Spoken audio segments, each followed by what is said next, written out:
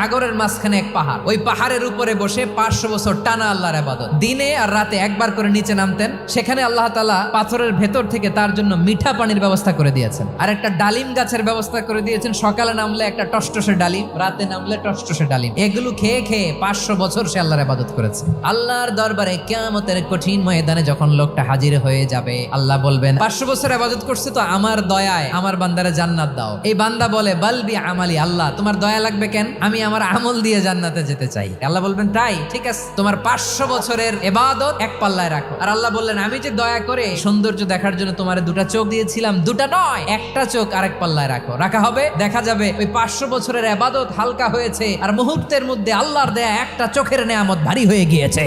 ফলাফল দেখো, হিসাব বলে তুমি এখন জাহান্নামে যাবা, যাও এবার জাহান্নামে যাও। এবার লোকটা কাচুমাচু করে বলে আল্লাহ এবার আমি বুঝতে পেরেছি তোমার দয়া ছাড়া দুনিয়ায় কেউ জান্নাতে যেতে পারবে না।